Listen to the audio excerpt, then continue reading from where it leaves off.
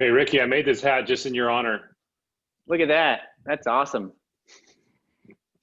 I got my sewing kit out right now, doing other sew jobs, but that's not one of them. Cool. It was a glue gun. Nice. That's much quicker. I guess we'll officially get going here in a minute, but Ricky, how many hats did you go through during your trip? I think I went through maybe 6 or 7. Okay. Yeah, it was something. I sort of switched them out. I wasn't too attached to any one of them, but some of them got kind of gnarly, and I'd go into a thrift store and leave the old hat there and buy a new hat. And the only one that I really needed is the one that Ted's wearing right there, because I needed some more sun protection. Yeah. So when you got to the Bay Area, the one that was on your head was pretty tattered by that point. Yeah, I think that was a 10th Mountain Division hat, 10th Mountain Hut Division. They gave that to me when I passed through Colorado. So that one had a couple months on it. Cool. All right, Ted, do you want to say anything, or should we just kick this off? I think, well, welcome everybody. This is the informal Transamericana with Ricky and Mario, and let these guys start talking, and we'll do about 45 minutes. And if you guys want to ask questions in the Q&A, I will kind of see which are the top questions, and we'll ask those at the very end. Cool. Well, thanks, Ted and San Francisco Running Company, for hosting us. Ricky, thanks for joining me for this conversation. Loved the film. Was fortunate enough to get to run with you the last couple days of your journey. I'm curious, off the top, what's the response been like to the film since it's been released? The film response has been kind of overwhelmingly positive. If you've seen the film, you know that it seems to take on somewhat of a political agenda at the very beginning, but diverts from that throughout the course of the film, with them kind of a central message being more about unity and learning about oneself and one's neighbors than anything else.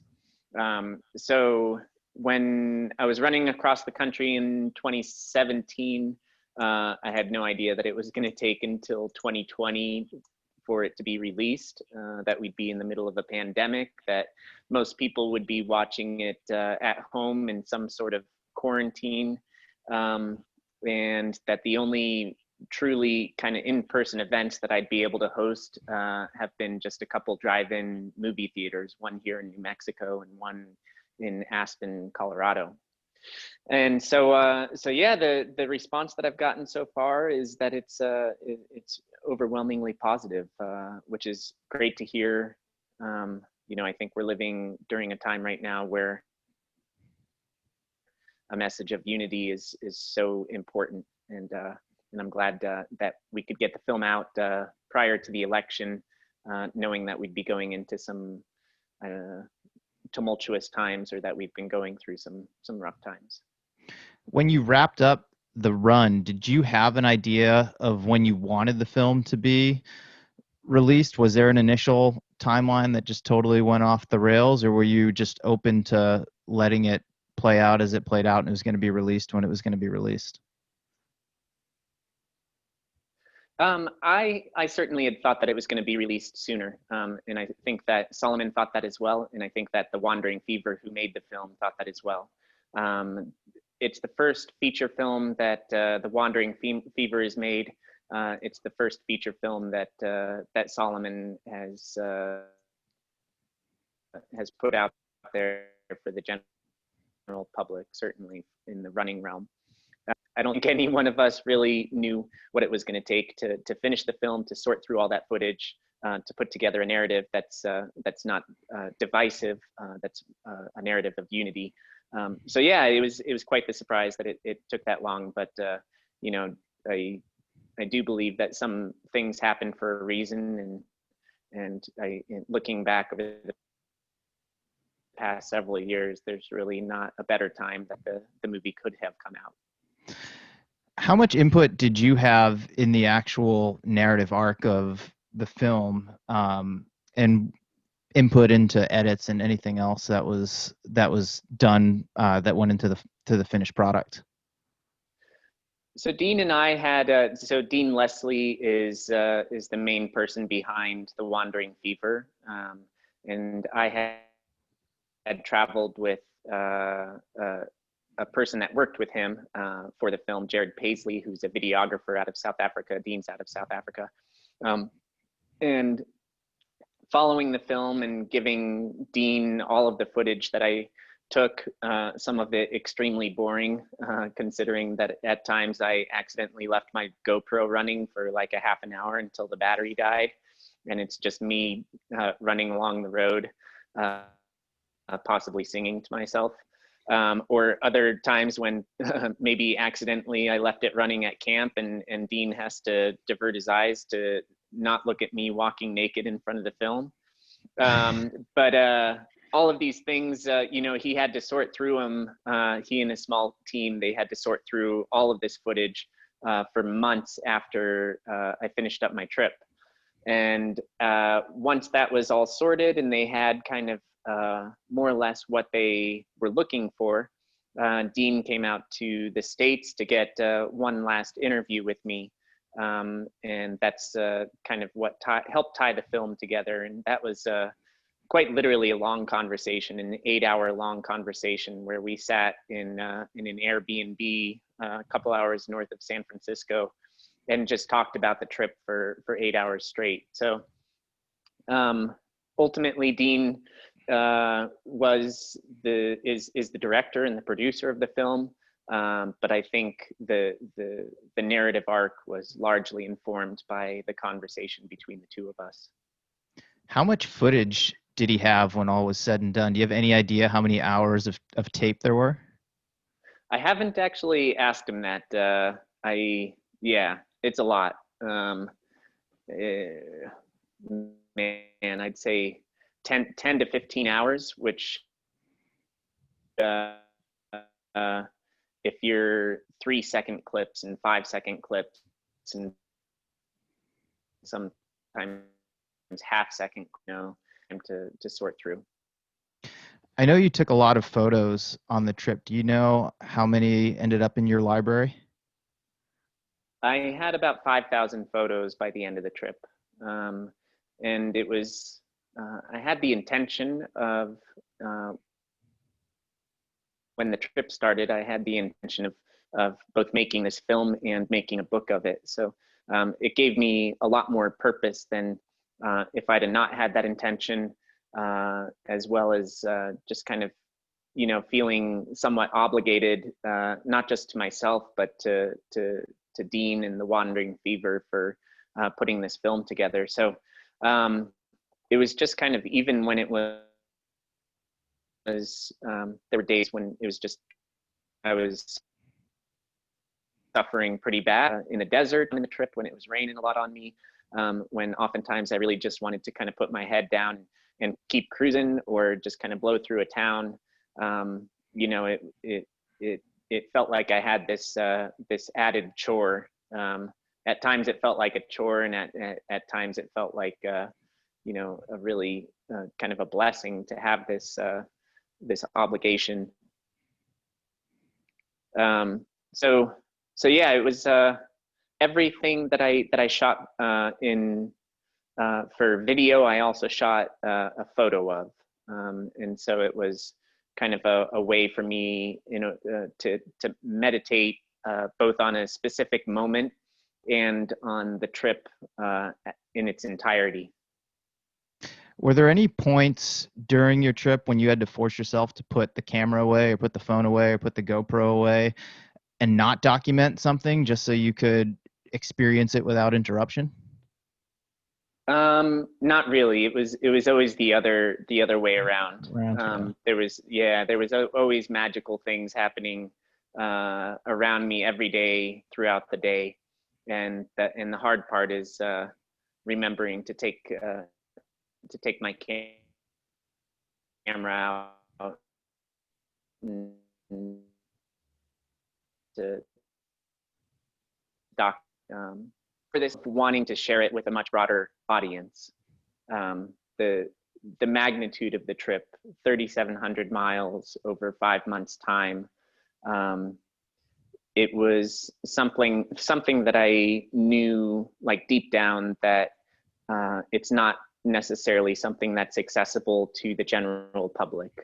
Most people, whether it's their job, their family life, money, or physical ability, are not going to be able to take 5 months out of their life and pack a small bag and run across the country. So yeah, I just felt something of an obligation to the general public to kind of share what I saw out there.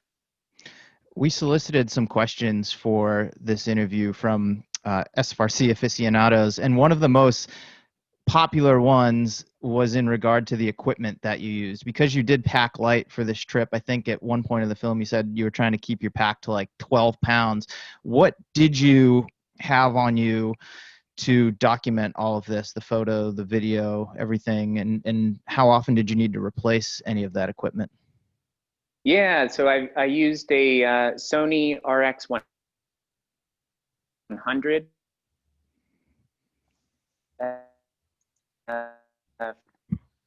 for the main camera.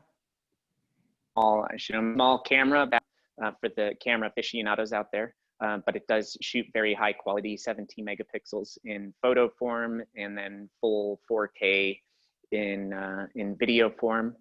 And then I had a chest-mounted GoPro right here, and then my iPhone. So it was the three different ways to kind of capture imagery and video. And then for each of the cameras, I had three batteries that I would either recharge at restaurants or at gas stations, or once every week or once every 10 days or so, I'd get a hotel room just to wash up and get some quality rest. And I would charge my literal batteries and figurative batteries during those times. How crucial were those hotel stays every 10 days just to your overall well-being and vitality? It was definitely, I'm not going to say essential, because a lot of people in the world can and do stuff like this without the assistance of hotels. But it's something that I budgeted for even beforehand. And it's just something that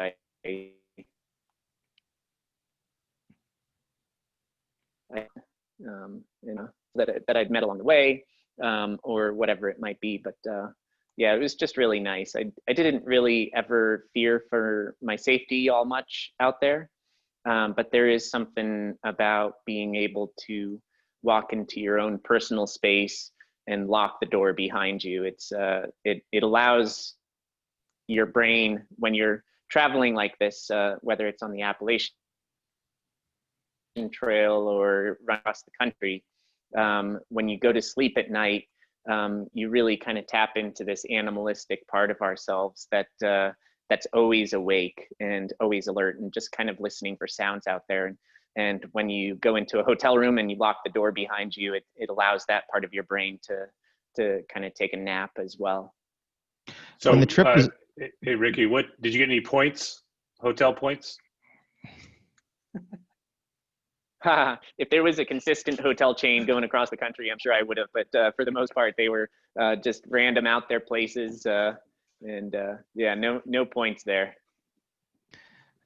When you finished up the trip and resumed to quote unquote normal life, was it challenging to not have to figure out where you were going to sleep every night? Did it feel like a letdown to any degree because you were so used to it after months of being on the road?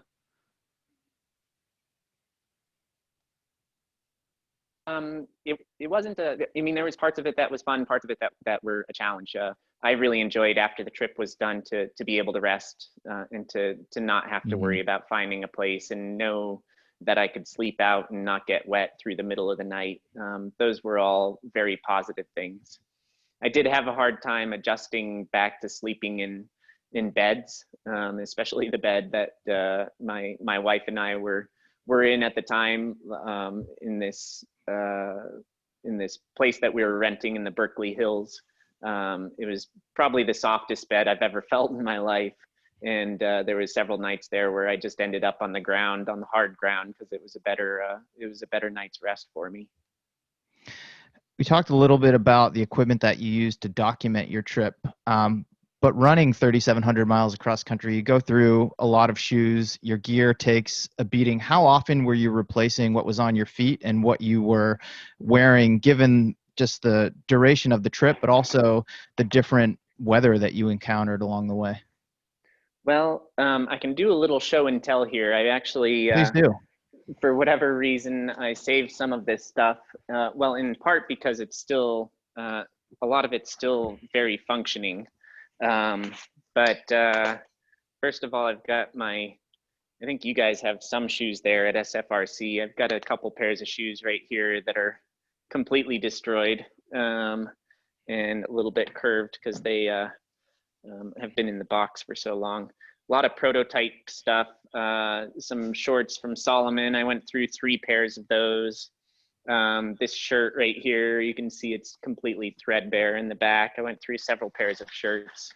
It was fun designing. This is the backpack. It looks like trash right now at this point, but it was fun kind of working with the design team at Solomon to try and design a backpack that I would be able to use for something like this. And kind of what we came up with is this kind of modular system where you've got this guy right here, and this got replaced 3 different times.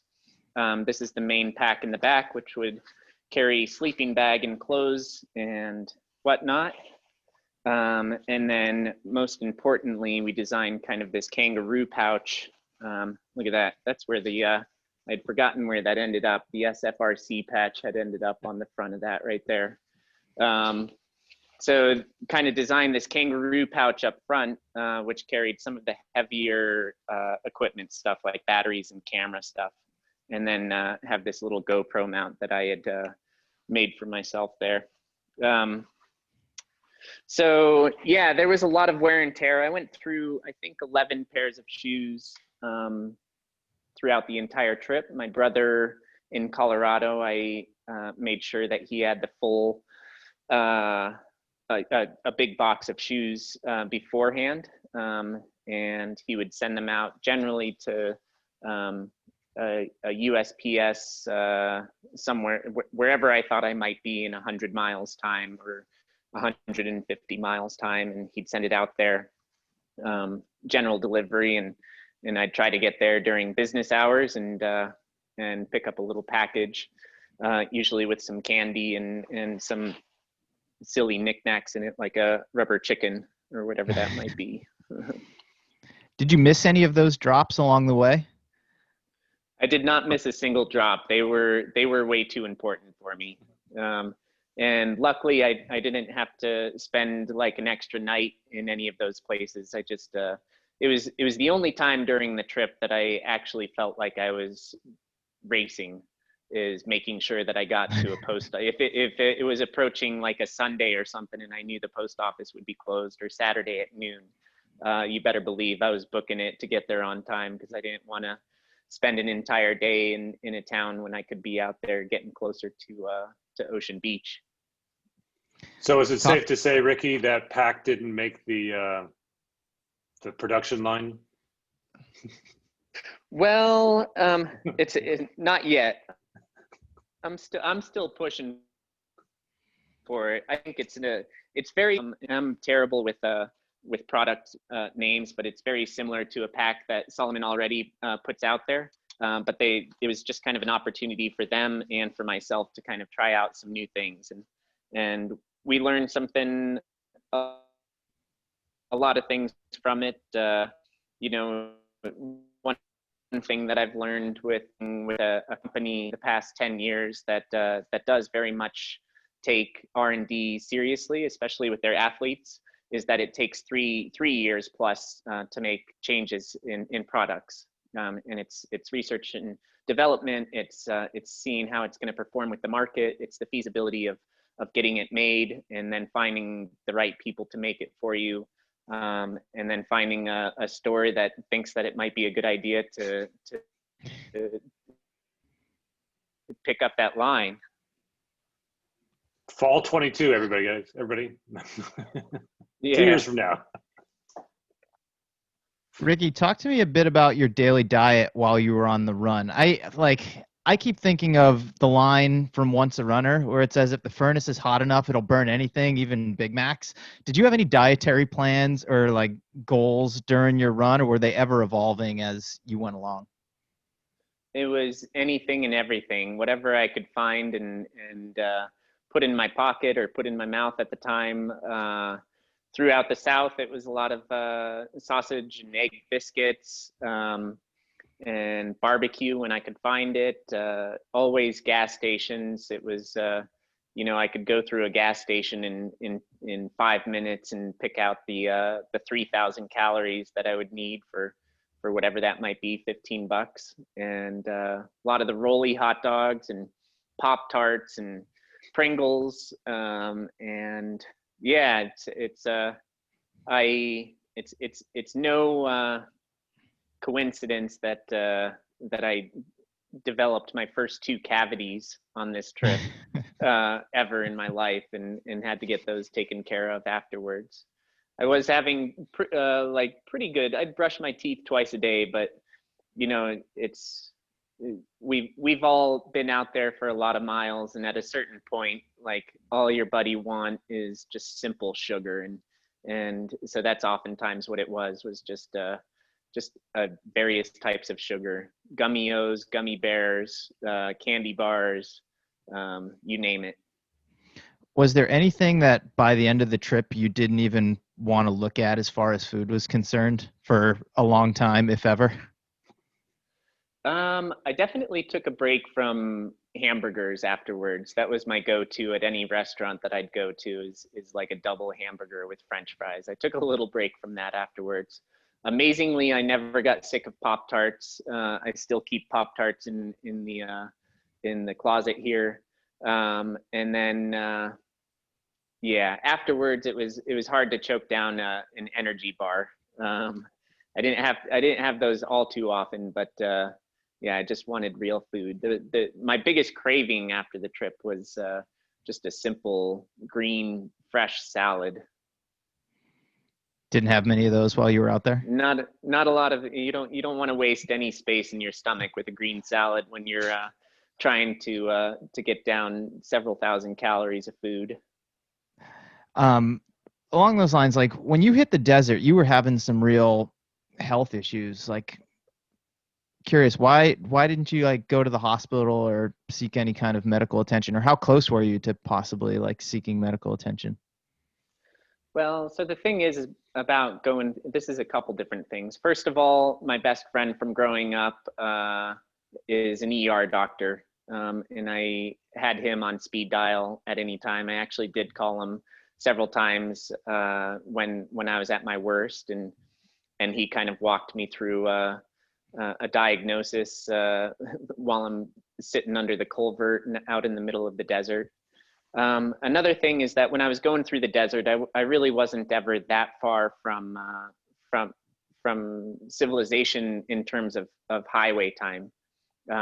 If things got really, really desperate, even if I was, it took me a day and a half to run there, I was still very close to whether it be Highway 50 or another highway. People are very kind and very receptive. I had this faith that if things got really bad, that I'd just get out on the highway and plead my case and run into town.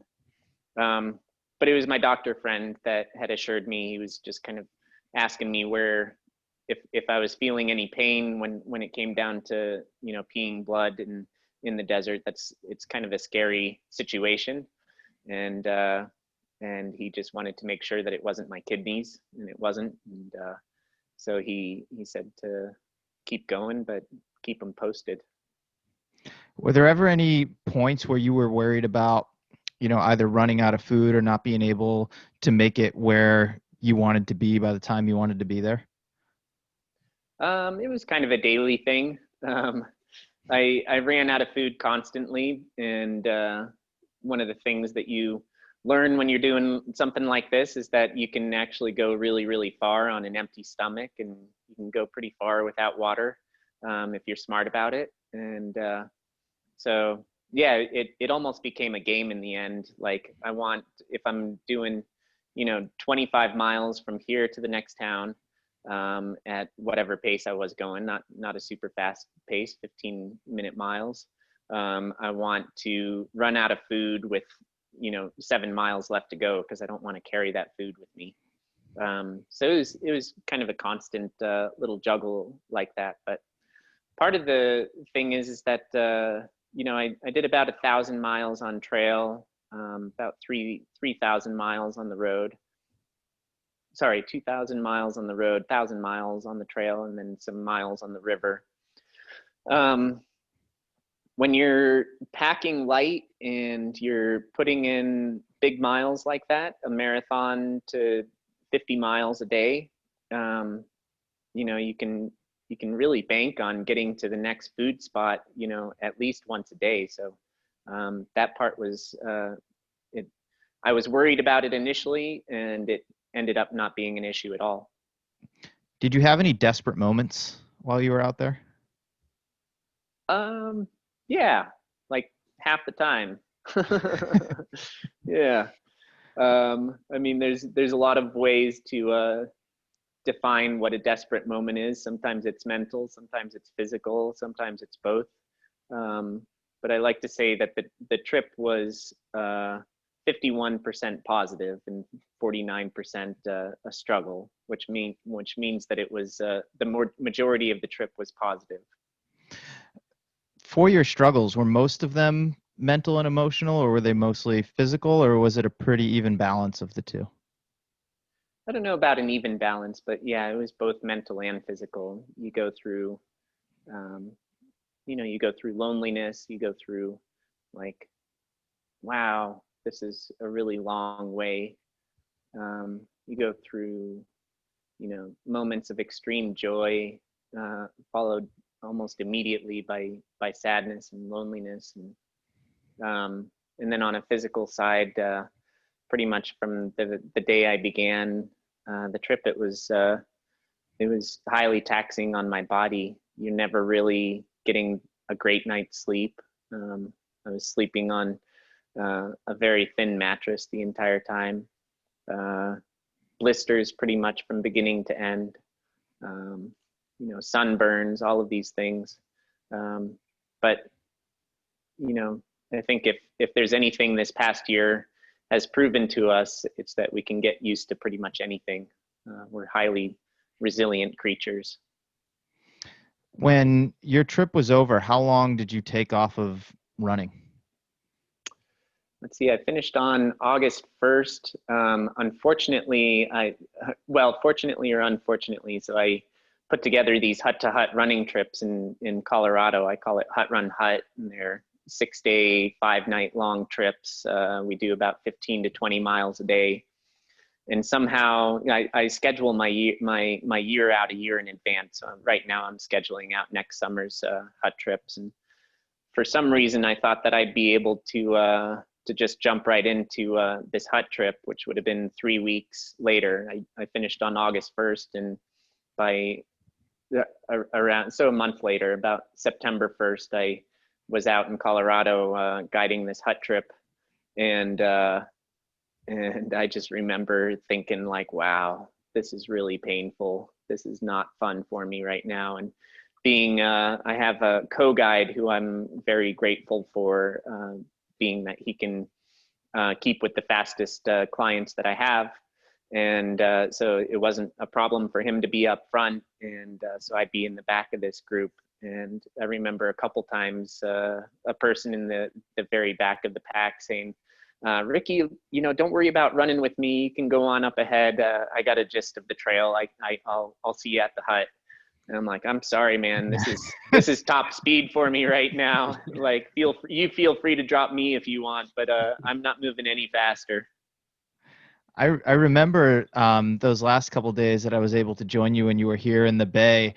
You referenced Transamericana pace a few times during that, and you're like, on a good day it'd probably be like around like 11 minutes a mile. Not that you were tracking it at all, but it's like kind of what it worked out to. And then I remember this is like a total aside. Do you remember like on the last day, I think you had like a mile to go, if even that, before you Yeah. got to Ocean Beach, and we ran upon West Valley Track Club's Yeah. band of horses in Golden Gate Park, and you kind of jumped in for an interval, and it's probably the fastest you ran the entire trip in your last mile there. Yeah, that was super exciting. That was fun. It was fun to turn the legs over. I can turn the legs over for 10 or 15 seconds, but I remember the day before, because to give some background, I had intended from the very beginning of the trip to finish on August 1st in San Francisco, because I wanted to. Yeah, I knew that it was going to be a big accomplishment, and I wanted to be able to plan for it. I wanted my family members that had the means to be able to fly out for it. I wanted to have a couple parties with the San Francisco Running Company, and these things you just kind of have to have some planning. So on the second to last day, and I think you were there for that as well. We ran from Muir Beach to SFRC, Mm-hmm. and I remember coming out of that's not Pirates Cove. Anyway, coming up from the beach there, and there was probably 25 runners that had joined me to get those final miles into SFRC, and everyone had dropped me, and I was about a quarter mile behind everybody. I'm like, I'm sorry, I can't go any faster. This is what I got. Yeah. Correct me if I'm wrong. This is backtracking a little bit, but I remember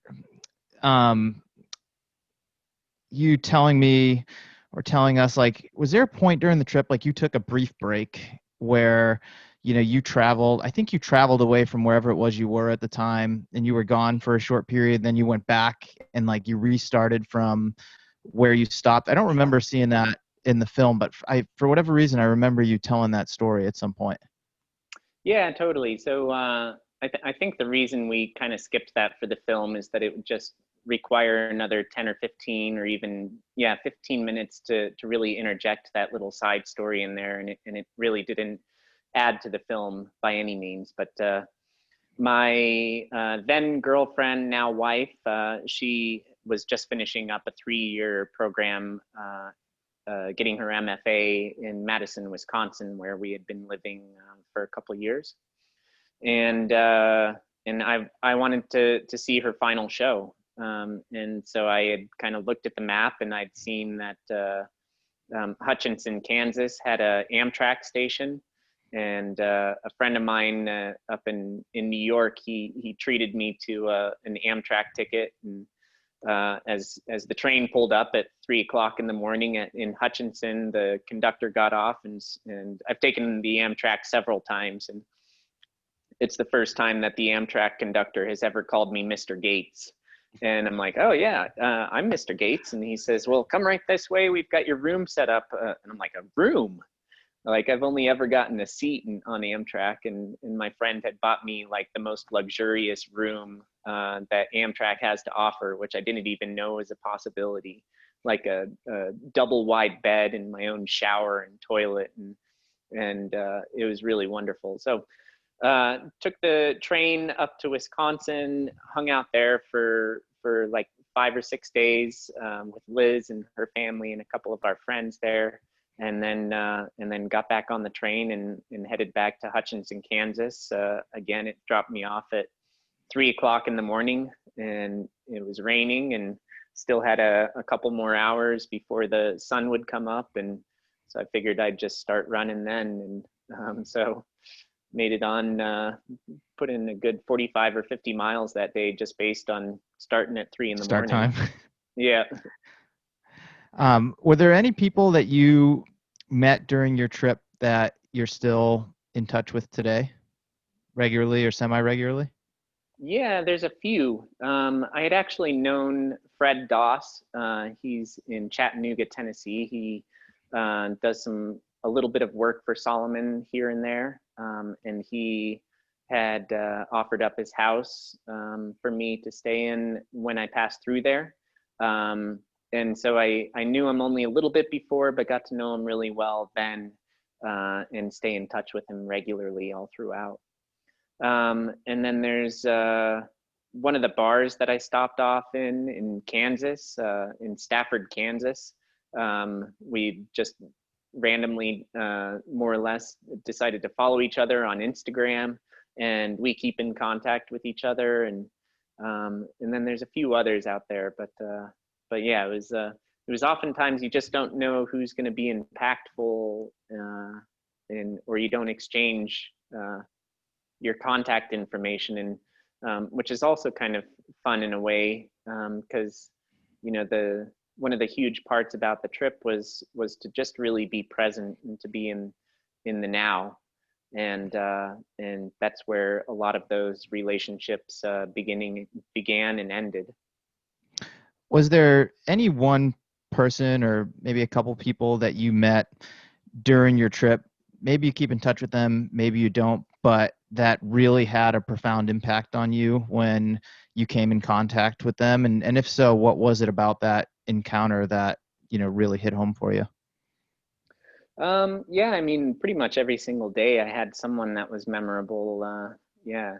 And I'm not sure if that's in part because I photographed them and kind of jotted down notes, or if the event itself was so impactful that it stuck with me. But gentleman that took me in northeastern Oklahoma, the guy had pretty much nothing, and he shared that nothing with me, and we talked late into the night, and that was really wonderful. I had a few friends join me along the way, and you know, for 2 or 3 days at a time, and I know that it was really great to have them on the trip with me at that time, because it really helped out my my mental game there. But in talking to them since then, it's wonderful to hear that it was also quite impactful for them too. A big reason you chose the route that you did was to spend time in states that you previously hadn't spent much time in. And you seem to be pretty well settled in New Mexico at this point. You're from Colorado originally. You've lived a bunch of places in between. But throughout your trip, were there any places that you went through where you're like, I could maybe see myself living here someday? The truth is no. And it's not because those places are unappealing to me. It's just that my has always been in the Rocky Mountains, and I've always known that this is where I want to be.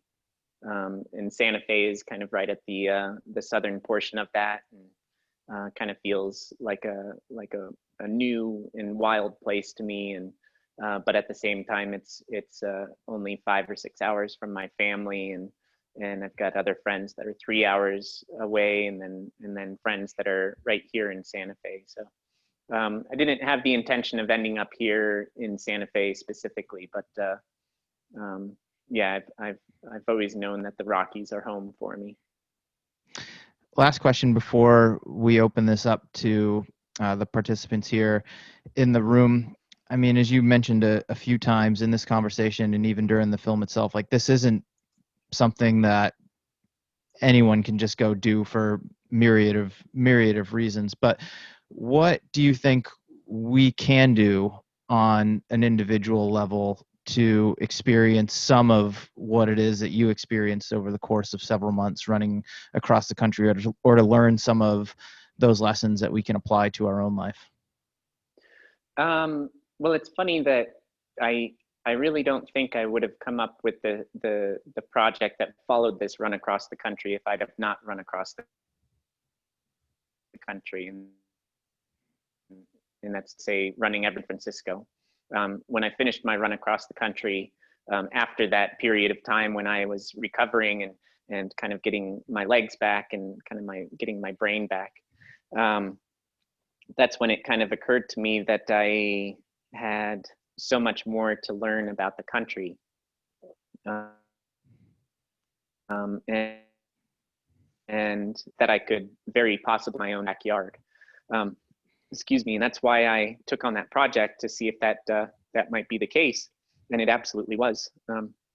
So that project was 45 days, even bigger mileage. I was doing more like 50K a day, about 31 miles a day, over 1,350 miles, to get to know San Francisco, where I'd called home for about 6 years at that point.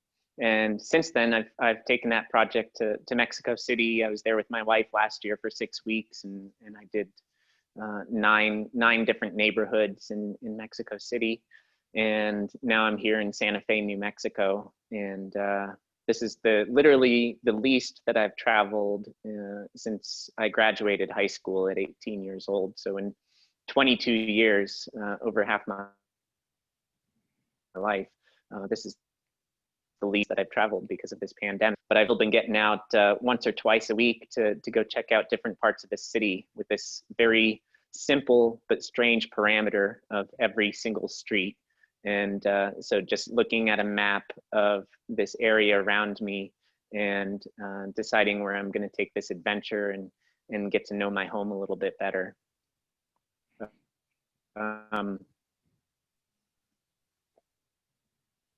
I'm always encouraging people there and look at the hashtag every single street to see how this project has taken form in a lot of different places around the world.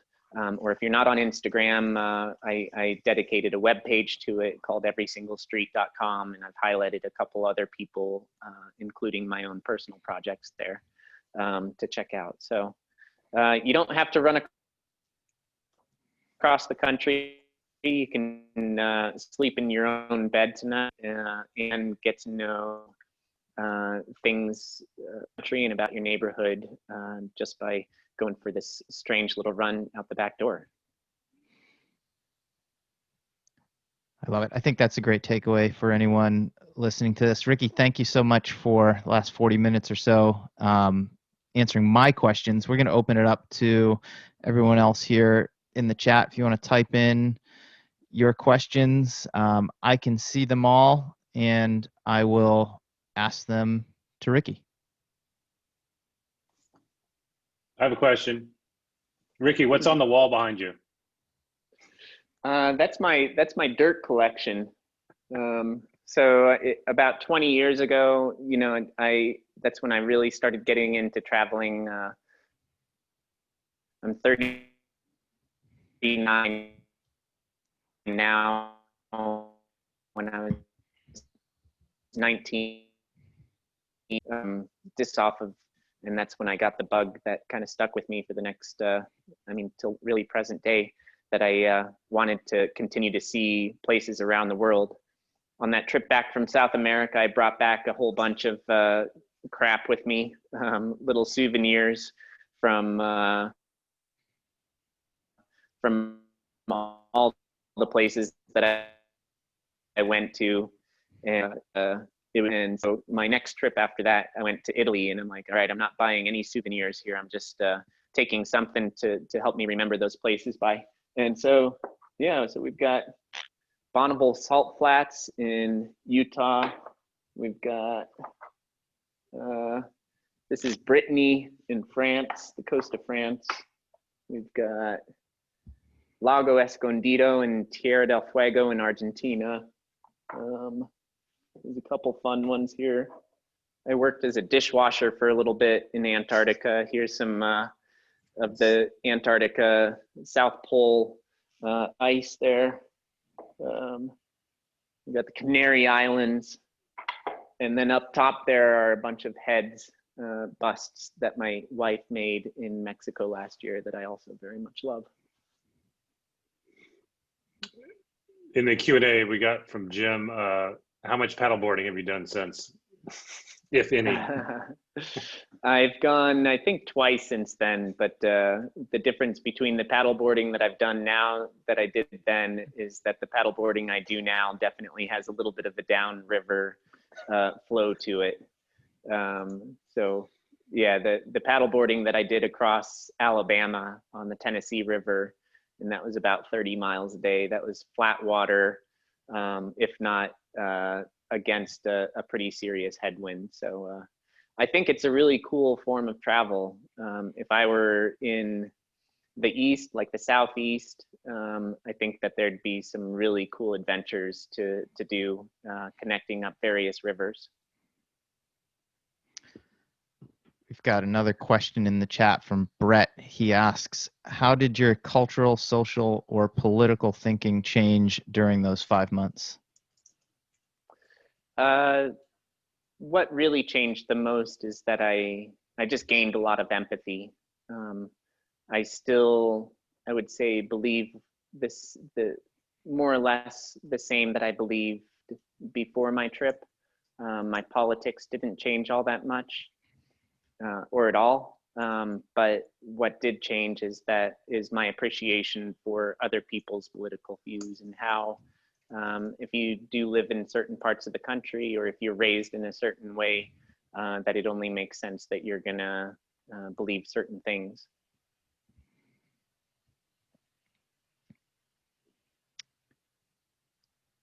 All right, next question from Miguel. How did you dry off your sleeping bag after a wet, rainy night? Sometimes I'd be lucky and I'd be able to run to a town that had a laundromat and just throw it in the dryer and hang out there for an hour or so.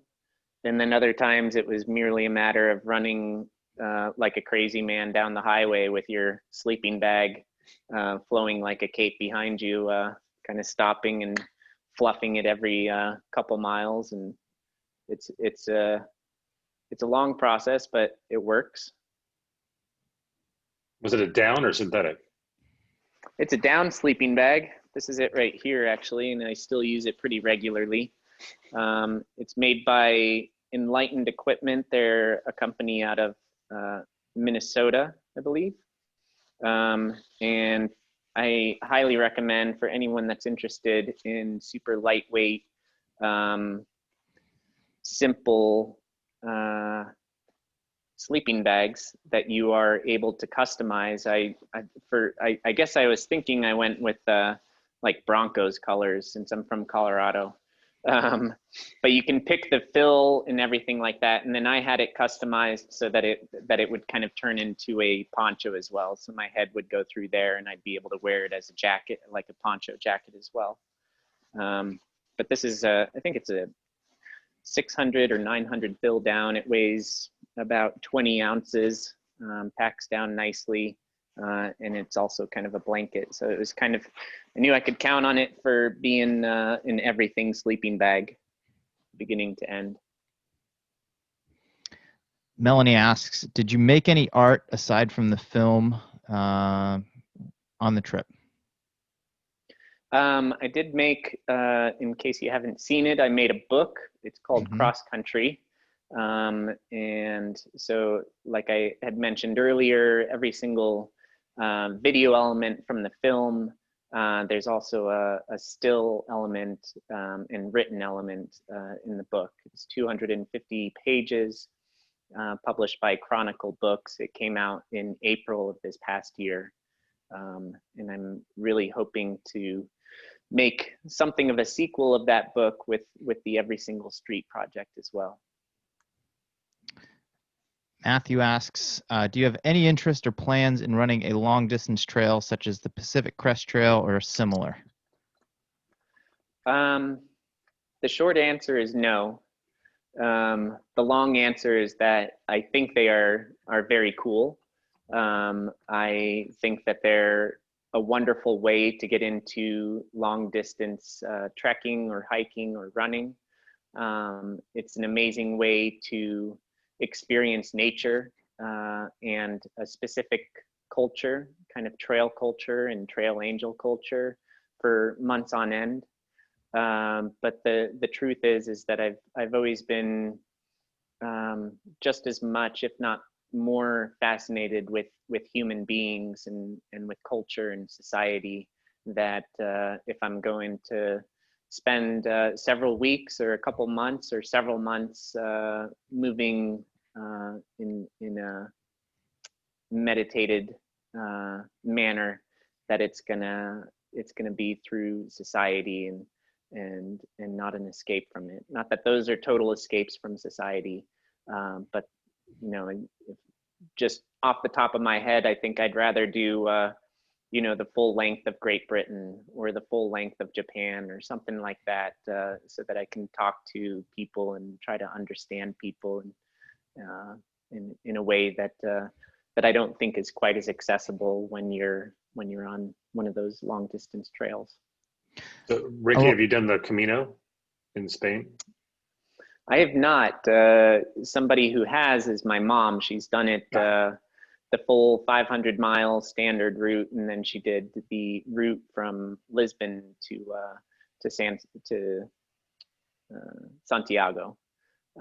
So she's done a couple different versions of it in her later years as well. She did them in her late 60s. Yeah, my second cousin just did it from Canada. Yeah, they loved it. Yeah.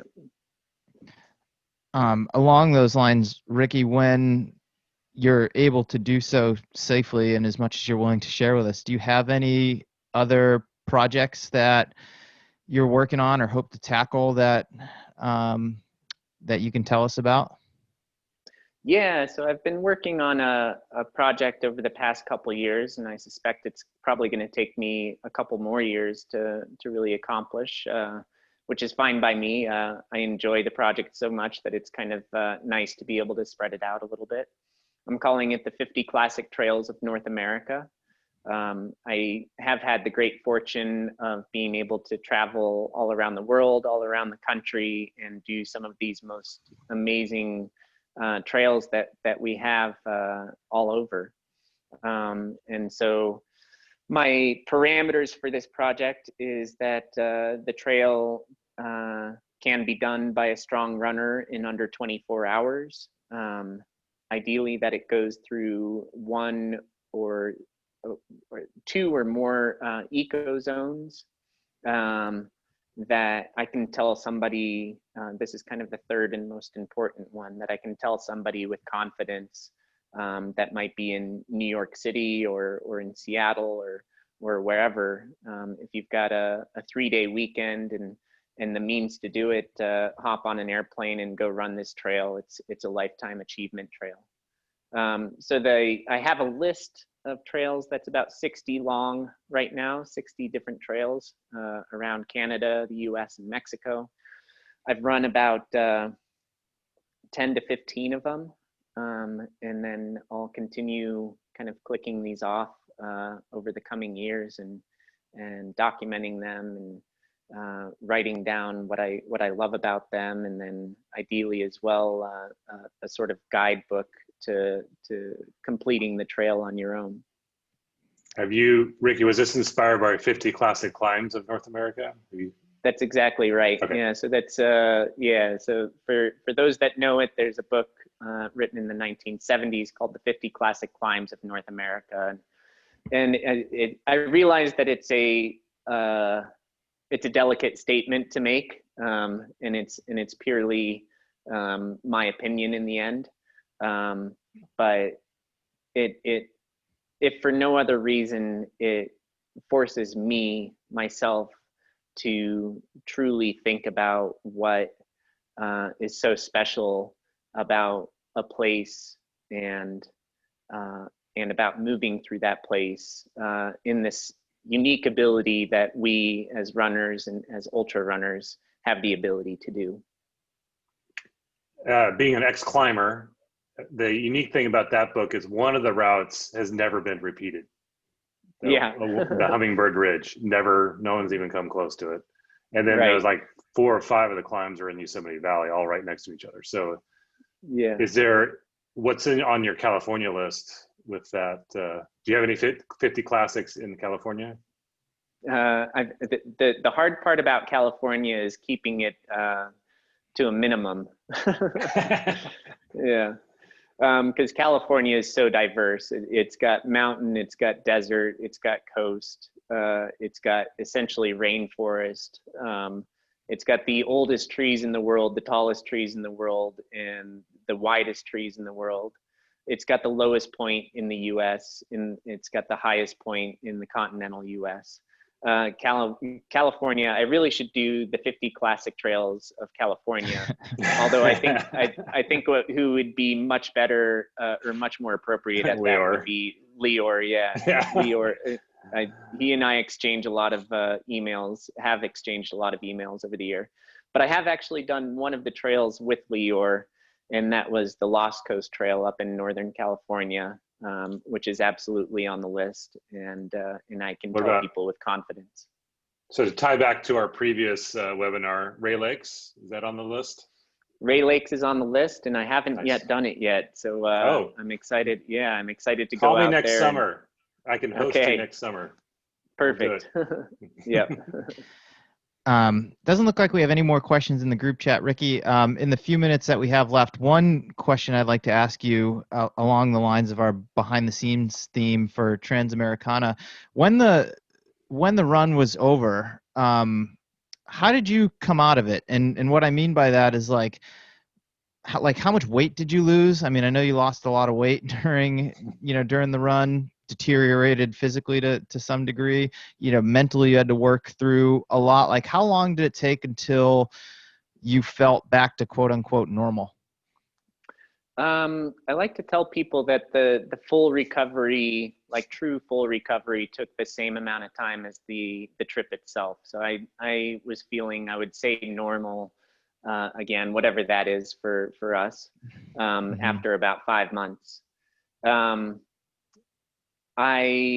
Before the trip, just talking about weight, before the trip, I've been asked what I did to train for the trip, and the only training that I did for the trip was to put on as much weight as possible before I started, because I knew I was going to lose all of that weight and more.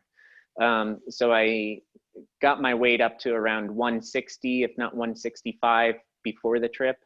By the time I was at my lightest, which was actually in the desert, I put on a little bit more weight before I got to California because my miles decreased and the weather conditions improved.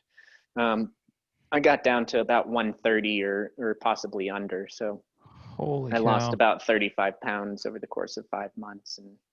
And yeah, at a certain point there, I just remember in the desert looking down at my legs and seeing these knees that I'm only accustomed to really seeing in famine-stricken photos of people, just not healthy conditions.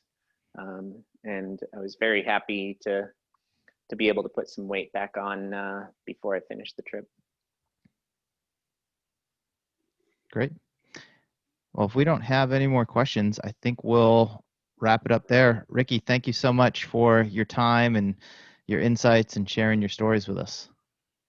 Thanks so much, Mario. It's nice to see you. Likewise. And thanks to SFRC, not just for hosting this right now, but there's a reason that I had that patch on. That was literally on either on my hat or on my pack from the moment I left Folly Beach in South Carolina, because that was the carrot out in front of me.